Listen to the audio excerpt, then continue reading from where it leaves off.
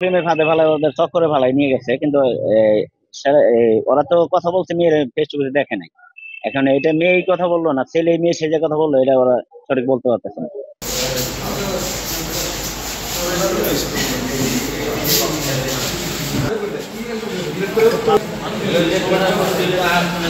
একটা মেয়ের সাথে ফেসবুকে মানে পরিচয়, মেসেজিং এ পরিচয়।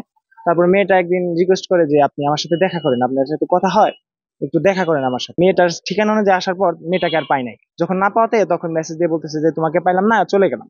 যখন চলে যাওয়ার পরে তখন আর কি বাইকটা ঘুরিয়ে মানে যাইতেছিল, তখন আর কি 3-4 জন আইসা পিছনে ধারালো ছুরি ছিল, হয়তো বা পিছনে একটা করে আঘাত করছে আগে। আঘাত করার পরে লগে মোবাইল টাকা যা আসল সব রেখে দিছে। পরে জোরজবরদস্তি করার পরে এক পর্যায়ে ঘন্টা না দেওয়াতে আমার কাকাকে একটা পেটে আঘাত করে। আঘাত করার পর ভুঁড়ি টুড়ি বের হয়ে যায়, এনাম মেডিকেল হাসপাতাল নিয়ে যাওয়া হয়। ওখানে এখন চিকিৎসাধীন আছে। এখন ওনার অবস্থা, আমার চাচার অবস্থা যিনি ফিরোজ মোল্লা, ওনার অবস্থা খুবই সিরিয়াস। বাঁচা যায় কিনা মারা যায় তা বলা যায় না সঠিক। আর একটা কিডনি ওনার কেটে ফেলে দেওয়া হয়েছে। আর কতটুকু যে মানে যেখানে আঘাত করছিল মনে হয় ভুঁড়ি, ওখানে কিছু ক্ষতি হয়েছে, ওটা কেটে ফেলে দেওয়া হয়েছে। এখন কোনো জ্ঞান নাই, হুঁশ নাই। প্রেমের ফাঁদে ফেলায় ওদের চক্করে ফেলায় নিয়ে গেছে, কিন্তু ওরা তো কথা বলছে, মেয়ের ফেস টু ফেস দেখে নাই। এখন এটা মেয়েই কথা বললো না ছেলে মেয়ে সে যে কথা বললো, এটা ওরা সঠিক বলতে পারতেছে না। কয়েকজন আইসা আসলে এখানে কাল মামলা করে গেলাম। মামলা করার পর বিস্তারিত ভাঙি বলছে এই ঘটনা। তারা পুলিশও গেছে, রুগী দেখে আসছে, রুগীর অবস্থা খুবই খুবই সিরিয়াস, রুগী বাঁচবো কিনা এটা এখনো বলা যাইতেছে না। এখন ওর অবস্থা খুবই সিরিয়াস।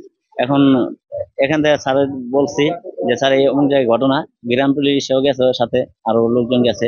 ওরা ওরা পুলিশে যায় ইনকোয়ারি করে সিসিটিভি অনেক কিছু দেখছে, দেখে দেখে হয়তো আমাদের আশ্বাস দিচ্ছে যে আসামি ধরা সম্ভব। তাই বলছে যে এরকম বলছে ওরকম কাজ হয়েছে। এই মেয়ের লোকেশন বা মেয়ের ভূমিকা কি ছিল সেটিও বের হয়ে আসবে।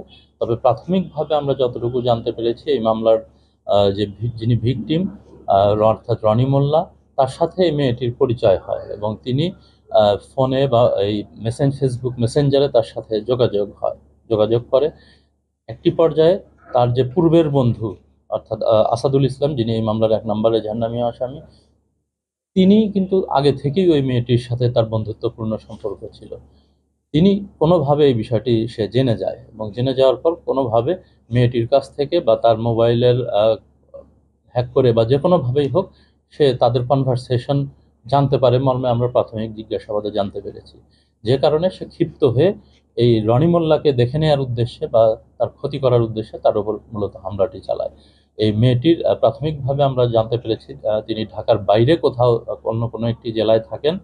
তো বিষয়টি তদন্তের মাধ্যমে পুরোপুরি উঠে আসবে এবং প্রকৃত ঘটনা আরও কিছু রয়েছে কিনা সেটিও আমরা তদন্তে বের করব।